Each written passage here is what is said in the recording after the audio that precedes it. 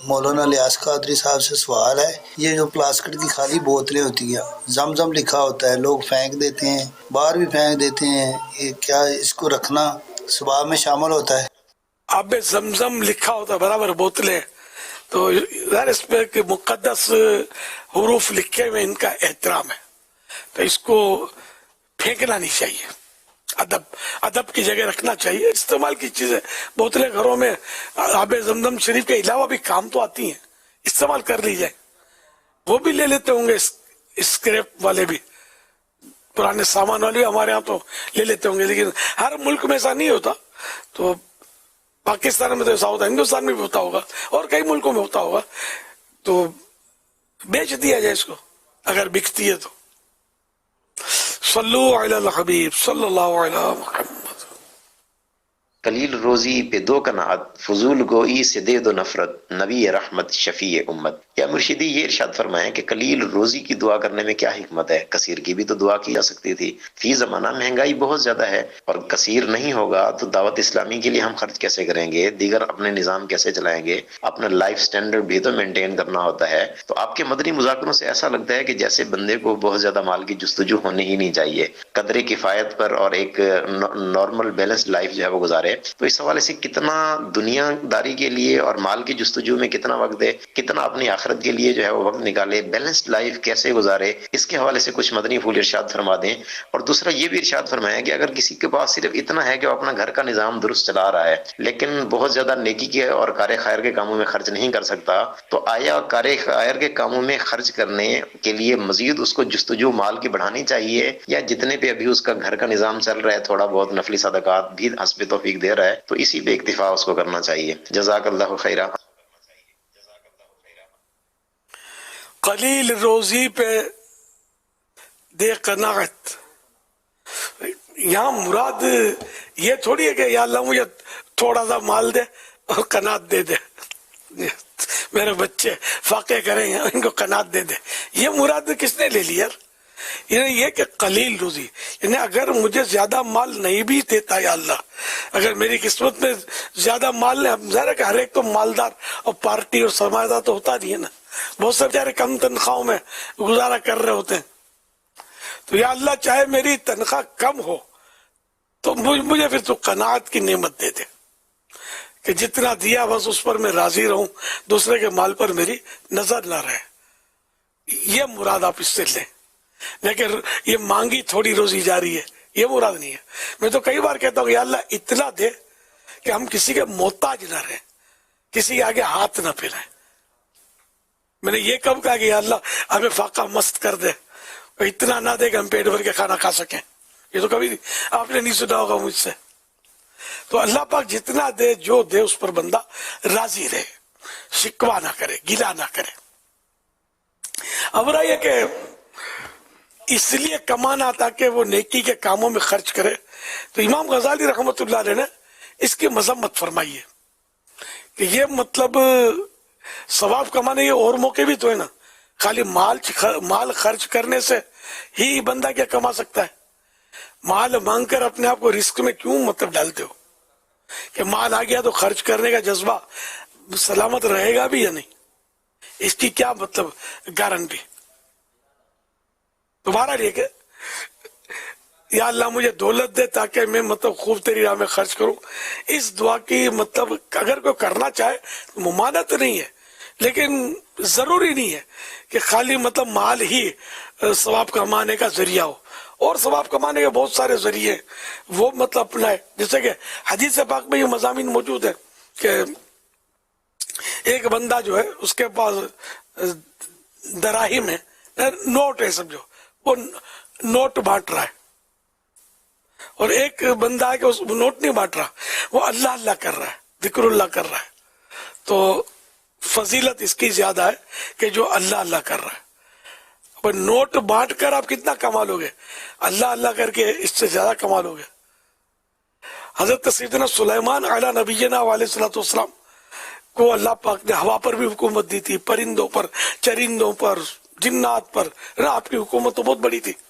تو حضرت سلیمان علیہ السلام اپنی مختلف رعایا کے ساتھ وہ ہوا پر پرواز کرتے ہوئے وہ جلوس کے ساتھ گزرے.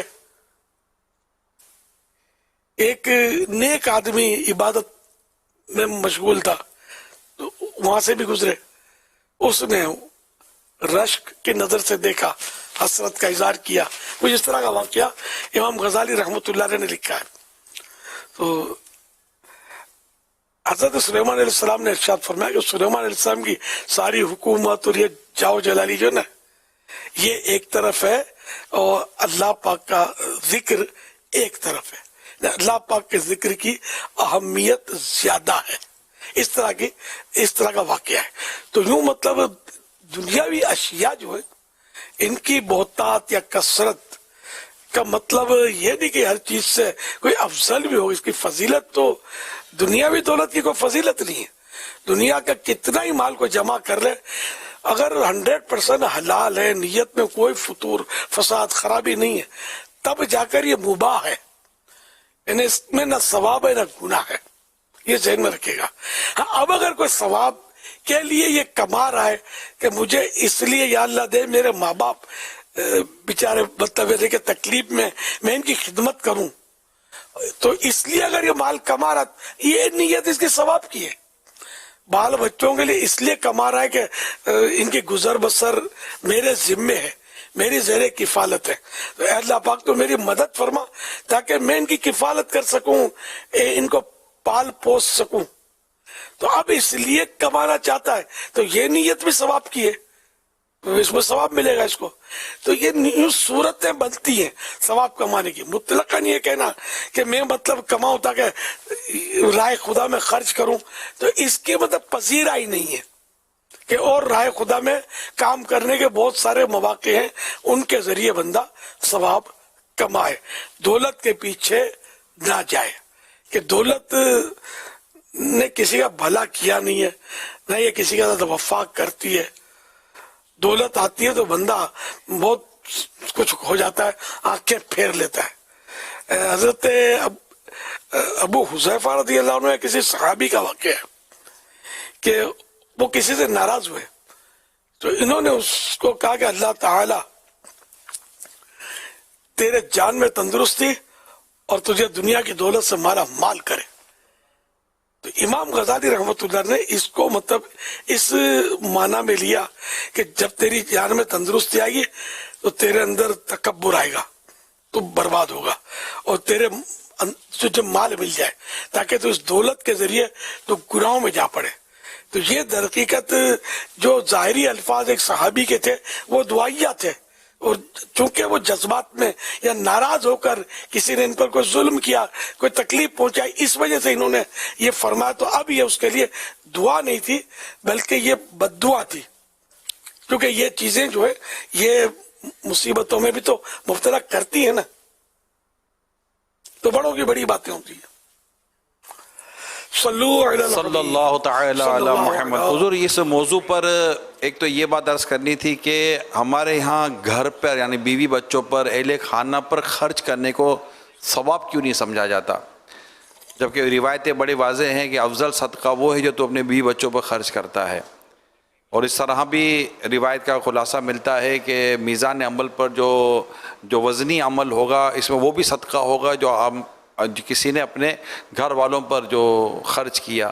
تو یہ گھر والوں پر خرچ کرنے کو ایک نیک عمل نہ سمجھنا, یہ بھی میرا خیال اس طرف اگر توجہ دلائی جائے. اور دوسرا یہ کہ جو قناعت یا کہ تو مجھے اس پر وہ حدیث یاد آ رہی تھی حضور کہ رسول اکرم صلی اللہ علیہ وسلم کی اس طرح حدیث ملتی ہے کہ یا اللہ محمد اور آل محمد کو با کفایت رزق عطا فرما. مفتی احمد یار خان نعیمی علیہ رحمٰن نے اس کی بڑی خوبصورت وضاحت کی ہے کہ یہ با کفایت جو ہے نا یہ بڑا جامع لفظ ہے کہ ہر ایک کی کفایت الگ ہوتی ہے.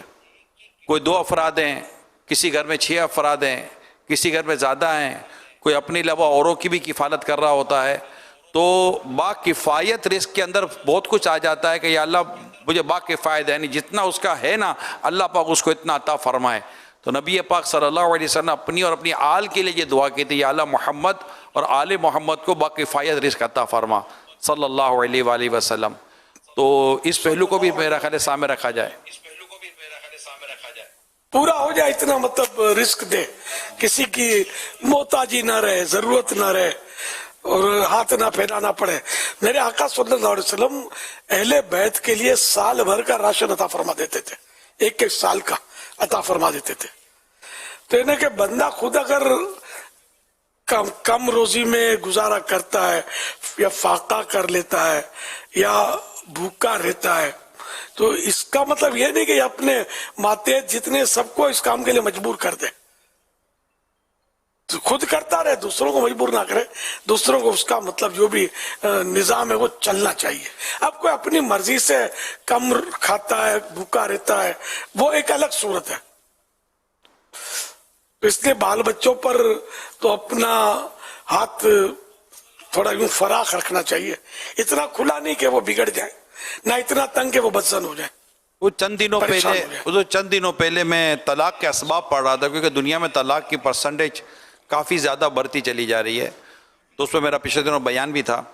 तो तलाक के असबाब पढ़ रहा था, तो उसमें चंद असबाब लिखे थे, उनमें एक सबब यह था कि मर्द का घर में खर्च ना करना या खर्च कम देना या हाथ इस तरह मतलब कि बिला ज़रूरत खींच लेना, ये भी घर टूटने का सबब बन रहा है। और ये एक बाकायदा एक पूरे मज़ामीन मौजूद है इस पर कि अगर इस तरह मतलब होता है तो घर चलता नहीं है। तो अगर जिस तरह आपने माशाल्लाह बड़ी मोतदिल बात इरशाद फरमाई कि ऐसा भी ना करे कि बिगड़ जाएं और ऐसा भी ना करे कि बिगड़े, मतलब या ना उस तरह बिगड़ा ना घर बिगड़े, तो मोतदिल अंदाज बैलेंस रखे माशाल्लाह।